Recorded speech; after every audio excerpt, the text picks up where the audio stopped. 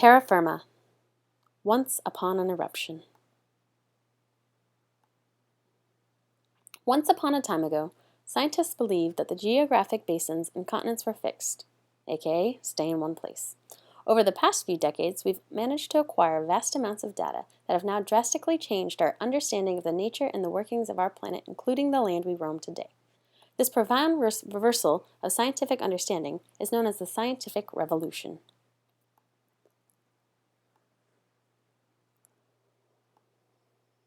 The scientific revolution was a new model of Earth's tectonic processes. It covered the new belief that the continents gradually migrate across the globe. Where land masses split apart, new ocean basins are created between the diverging blocks. Meanwhile, older portions of the seafloor are carried back into the mantle, in regions where trenches occur in the deep ocean floor. Because of these movements, blocks of continental crust eventually collide and form Earth's great mountain ranges.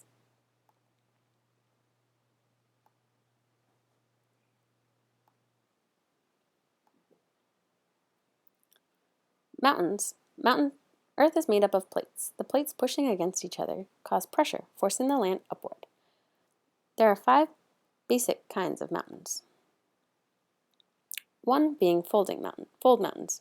They're the most common and occur when 2 plates collide together. Anticlines are the upward folds, and synclines are the downward folds. Some examples are the Rocky Mountains in North America or the Alps in Europe. Another type are the fault block mountains. They're formed when breaks in the Earth's crust force material, rocks, up or down. This eventually causes the rocks to stack on top of one another. Some examples are the Harz Mountains in Germany or Sierra Nevada in North America. Third, there are the dome mountains, caused by an abundance of magma pushing its way under Earth's crust. Later it cools, causing the buildup of rocks to harden. Layers of rock over the hardened magma are bent upward to create the dome, while the layers of the surrounding area remain flat. Fourthly, there are volcanic mountains, designed when magma deep within the earth erupts and piles on the surface, causing a buildup of rock and lava. An example would be Mount Loa in Hawaii or Mount St. Helens in North America. And fifthly, plateau mountains, and they're formed by erosion. They are large flat areas that have been built up above sea level by forces inside the earth or formed by several layers of lava. An example would be the New Zealand mountains.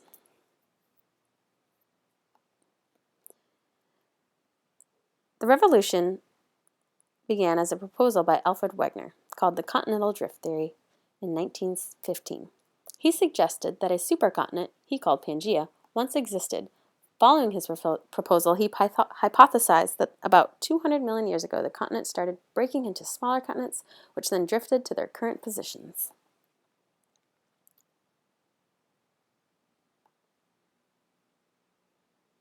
According to the continental drift theory, the supercontinent Pangaea began to break up about 225 to 200 million years ago, eventually fragmenting into the continents as we know them today.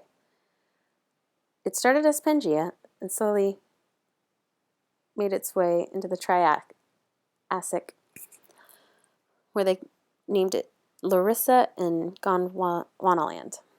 Next, the Jurassic period, then the Cretaceous, and now present day we have Asia, Africa, North America, South America, Australia, and Antarctica.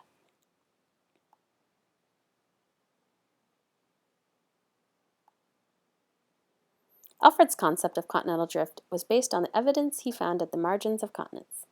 If you look at the continental boundaries, there is much overlap over fossil assemblages, structures, and rock types up to the time in the geologic history when the plates split apart.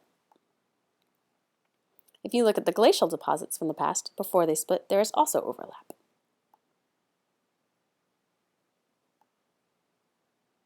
The theory of continental drift would become the spark that ignited a new way of viewing the Earth. Unfortunately, at the time Wegener had introduced this theory, the scientific community firmly believed the continents and oceans to be permanent features on the Earth's surface.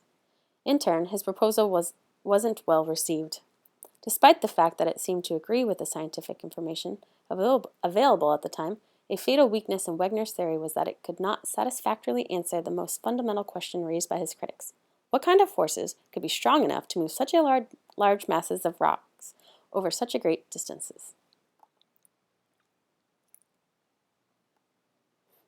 It wasn't until many years later, when more evidence was found along with Wegener's ideas, scientists developed the plate tectonics theory. Although plate tectonics was introduced only some 30 years ago, it has revolutionized our understanding of the dynamic planet upon which we live. In geologic terms, a plate is a large, rigid slab of solid rock. The word tectonics comes from the Greek root to build. Putting these two words together, we get the term plate tectonics, which refers to how the Earth's surface is built of plates. Dun-da-da!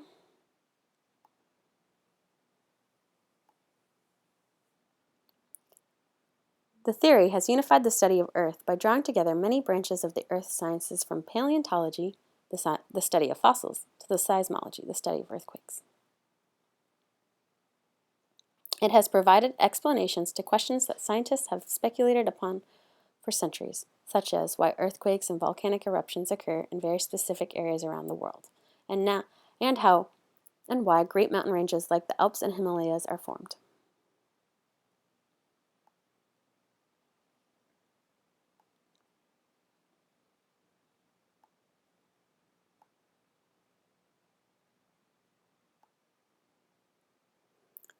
There are lots of different processes that occur at the various types of plate boundaries. These processes result in many of the features we observe on the surface of the Earth near these boundaries.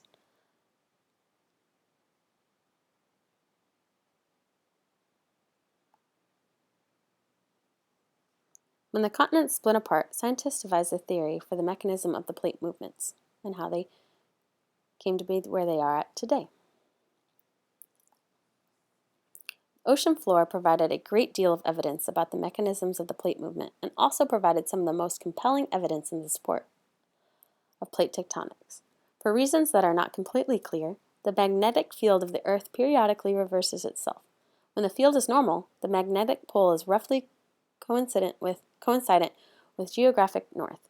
When the field is reversed, the magnetic pole is south. The magnetic field at the time is preserved in any igneous rock that crystallizes at the time, because of the magnetically susceptible minerals point in the direction of the magnetic pole at the time of crystallization. This result is strips of normal and reverse polarized strips of oceanic crust that represent the magnetic field at the time that the particular part of the crust was created.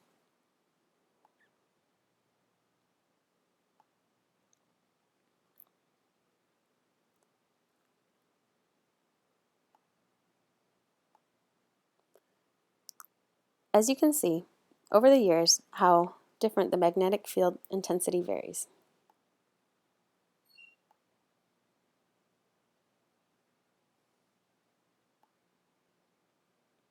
There are three different types that we call for our boundaries at where the plates interact, one of which is the divergent boundaries. They occur when plates are rifted apart and begin to move apart, creating large expanses of oceanic crust. Crust is created in this type of boundary. The things that usually form at divergent boundaries are volcanoes, normal faulted basins, and sedimentary deposits of Arcosic sandstone.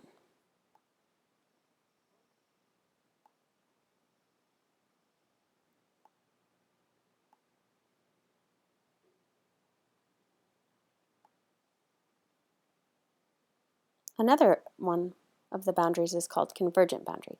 A convergent boundary is where plate boundaries in which one plate, the oceanic, is pushed down under another plate, continental plate. Oceanic crust is destroyed at this type of boundary. There are three types of convergent boundaries: oceanic continent, ocean arc, or continental collision.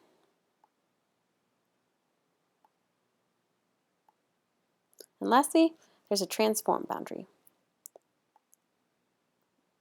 A transform fault or transform boundary is a type of plate whose relative motion is horizontal in either sinistral or dextral direction. Typically, some vertical motion may also exist, but the principal vectors in a transform fault are oriented horizontally. A famous fault we all may know today is San Andreas fault.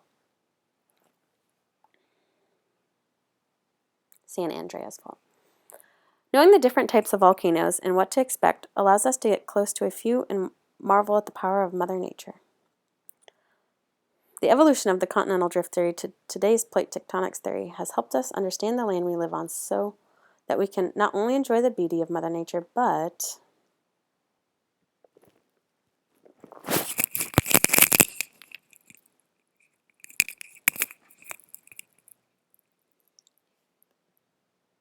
here's a little excerpt of a few amazing photographs of a new island forming from an underwater volcano taken and posted from a travel blog of two yachties, and they were heading towards Fiji, another marvel of Mother Nature. As they were sailing, they came across a bunch of brown, and they didn't know what it was. And then they came to find out it was pumice. It had sanded down the side of their boat and screwed up their engines. It was luckily windy that day and that they got out of it. But if you look at the videos further, you'll see the island beginning to form from the volcanoes. A volcano is a mountain formed of lava and pyroclastics. They help share and create many landforms. Lava can flow through a lower land, causing a change in not only plants and soils, but also break down in the land a surface itself. They can even cause increased size of the volcano itself.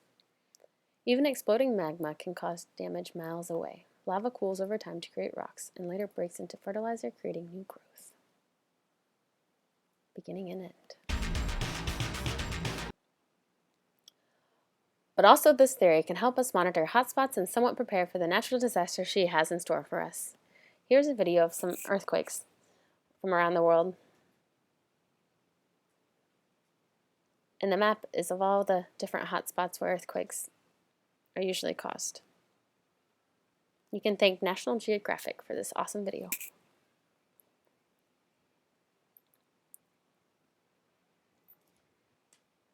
Taiwan, September 21st, 1999. Ah!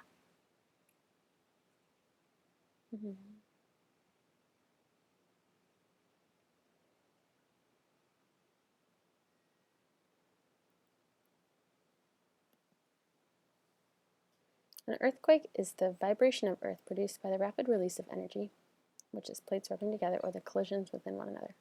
Earthquake cause two types of waves, primary waves and secondary waves. Earthquake can cause large cracks and faults on the Earth's surface. A primary wave is a seismic wave that involves alternating compression and expansion of the material it passes through, causing the ground to move vertically and horizontally.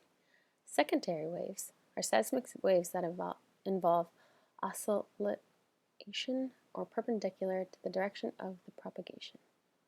Secondary waves are similar to the wave in a rope, like the rippling effect or aftershocks. So, when dealing with Mother Nature, our story won't always end, and we lived happily ever after. But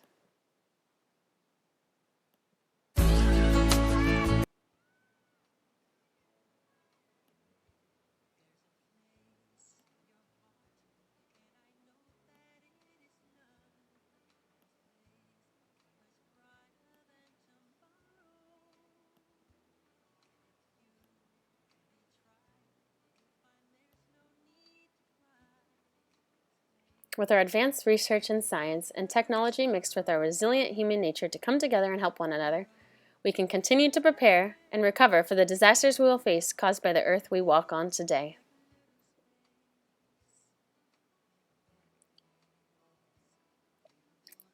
This presentation was put together by Joshua D'Souza, Jocelyn Avery, and Tani.